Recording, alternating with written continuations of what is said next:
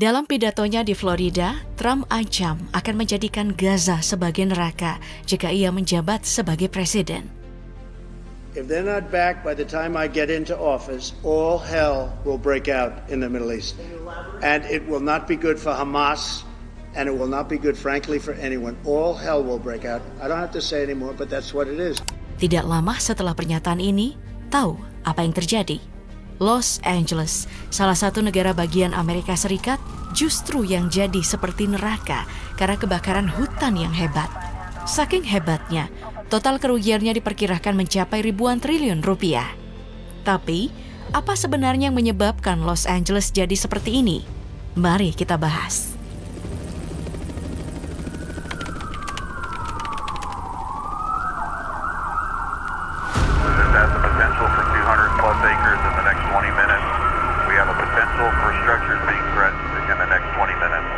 A Los Angeles disaster movie roars to life. Whoa! This was like an 80-mile-an-hour blowtorch. I came out and I saw a fireball.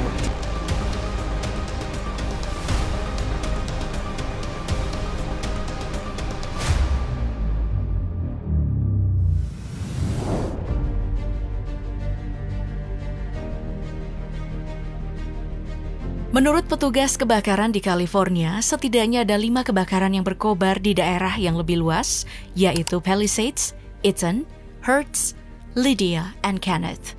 Tapi Pacific Palisades, kawasan pemukiman elit yang sebagian berada di pesisir pantai di barat laut Los Angeles yang berbatasan dengan Malibu di sebelah barat, jadi salah satu kawasan yang paling parah terdampaknya. Kobaran api ini membakar lebih dari 21.000 hektar lahan. Awal mulanya, dari kebakaran semak belukar di kaki bukit timur laut Los Angeles, dekat dengan kawasan cagar alam. Dan hanya dalam hitungan jam, api menyebar cepat karena angin Santa Ana yang mencapai 160 km per jam. Angin Santa Ana ini bertiup dari arah timur ke barat melewati pegunungan di California Selatan. Inilah salah satu faktor utama yang mendorong api sampai ke wilayah pegunungan dan kaki bukit. Masalahnya bukan cuma menyebarkan api dengan sangat cepat, tapi juga membuat kobaran api menjadi lebih besar.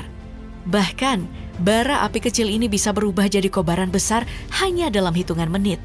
Tapi selain angin kencang dan kurangnya curah hujan yang menyebabkan kebakaran, para ahli menyebut kalau perubahan iklim mengubah kondisi latar belakang dan meningkatkan kemungkinan terjadinya kebakaran.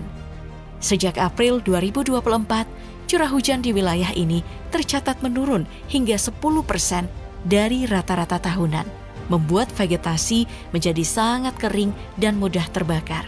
Kondisi ini semakin diperparah oleh rendahnya kelembapan udara, menciptakan bahan bakar alami bagi kobaran api, hingga pada akhirnya bencana kebakaran hutan yang mengakibatkan kerusakan besar di sejumlah kawasan Los Angeles ini diperkirakan menjadi kebakaran dengan kerugian terbesar dalam sejarah Amerika Serikat.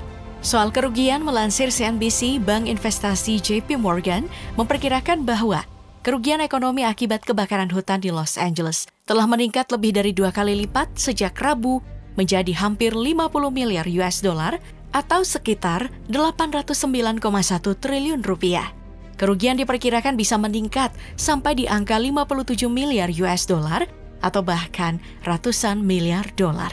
Ini belum dihitung total kerugian yang diasuransikan, seperti properti-properti di kawasan Pacific Palisades yang merupakan salah satu area terkenal sebagai lingkungan elit yang dilaporkan mengalami kerusakan paling parah dan kawasan lainnya. Ini ditaksir bisa melebihi 20 miliar US dollar atau sekitar 323,6 triliun rupiah. Jadi, kerugian ditaksir bisa mencapai ribuan triliun.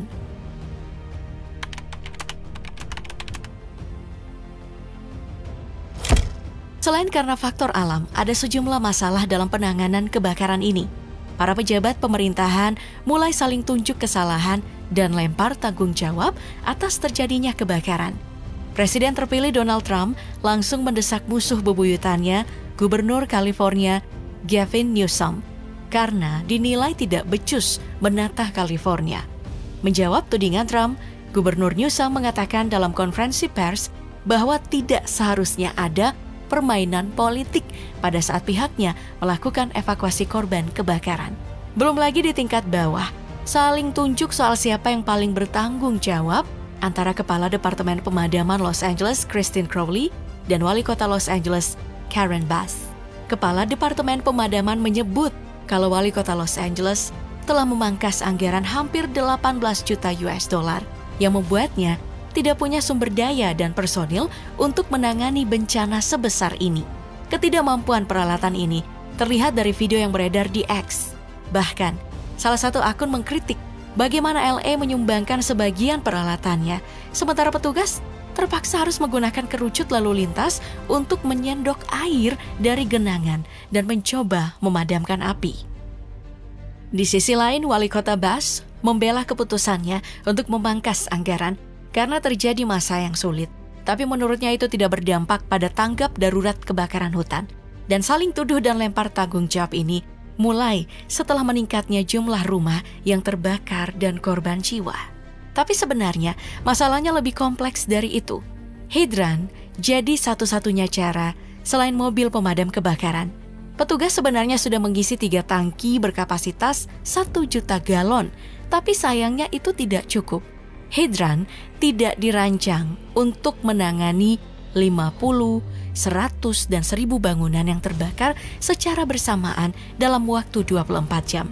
Selain itu, sistem penyimpanan air di Los Angeles memang tidak dirancang untuk menghadapi kebakaran besar. 3 tangki air utama di wilayah Palisades dilaporkan kosong. Departemen Air California sudah mengirimkan 20 tangki tambahan untuk membantu, tapi kapasitas yang ada masih jauh dari cukup. Sebenarnya pemadaman kebakaran dari udara adalah salah satu cara yang paling efektif. Hanya saja, angin kencang Santa Ana yang membuat pemadaman dari udara jadi sangat beresiko. Barulah setelah angin mereda, pemadaman dari udara pun dilakukan. Bahkan petugas kebakaran dari negara bagian dikerahkan ke California. Bahkan, Kanada dan Meksiko, negara yang sering berseteru dengan Amerika, ikut mengerahkan pasukan pemadam kebakarannya untuk membantu memadamkan api.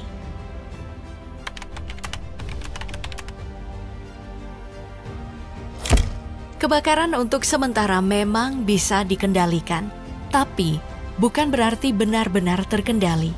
Ada sekitar 153.000 warga Los Angeles harus mengungsi dari rumah mereka, dan sekitar 166.000 orang berada dalam peringatan evakuasi. Kondisi cuaca yang memburuk masih berpotensi membuat kebakaran hutan terus berlanjut dan bisa menyebabkan pemadaman listrik di Los Angeles.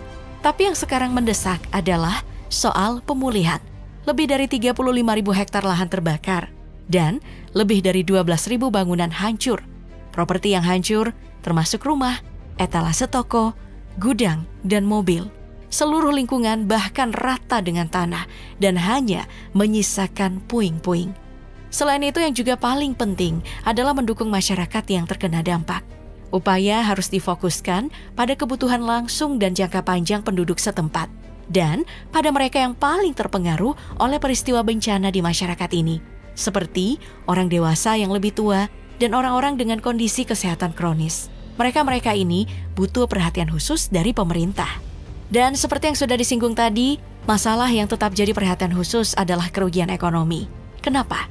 Karena kebakaran LA ini masuk di antara yang terbesar sepanjang sejarah Amerika Serikat. Total kerusakan dan kerugian ekonominya diestimasi sebesar 135 miliar US dollar sampai 150 miliar US dollar. Kerugian ini meliputi kerusakan bangunan yang tidak berasuransi, serta dampak ekonomi sebab hilangnya gaji karyawan serta gangguan pada rantai pasok.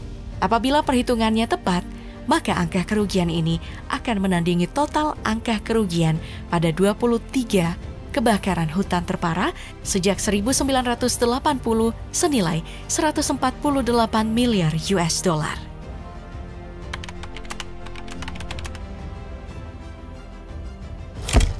Kebakaran hebat yang terjadi di dekat Los Angeles telah menarik perhatian nasional terhadap kritik kebakaran hutan di Amerika. Karena kebakaran hebat seperti ini semakin sering terjadi dan korban jiwa yang ditimbulkannya sangatlah besar.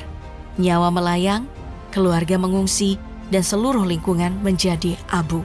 Seperti kebakaran hutan hebat lainnya baru-baru ini, kebakaran di Los Angeles menimbulkan pertanyaan, tentang apa yang bisa dilakukan untuk mencegah kehancuran seperti ini di masa mendatang. Untuk menjawab itu, yang terlebih dulu, kita harus mengakui kenyataan pahit bahwa dunia hampir pasti akan gagal untuk memulihkan iklim yang terus membahayakan. Maka, adaptasi terhadap perubahan iklim adalah pilihan kebijakan terbaik yang bisa segera dilakukan. Cara yang paling mudah dan jelas adalah dengan menerapkan peraturan dan tata tertib bangunan yang lebih ketat. Karena perubahan iklim memperburuk intensitas bencana alam, mulai dari kebakaran hutan hingga badai, peraturan infrastruktur yang lebih ketat di lokasi yang beresiko bisa membatasi dampak dan kerusakan ekonomi. Bangunan harus dibangun dengan standar yang jauh lebih tinggi, atau tidak dibangun sama sekali di lokasi yang beresiko lebih tinggi terhadap bencana alam. Dan untuk mencapai itu, Amerika Serikat perlu menganggarkan dana yang lebih besar untuk dampak iklim yang semakin mematikan.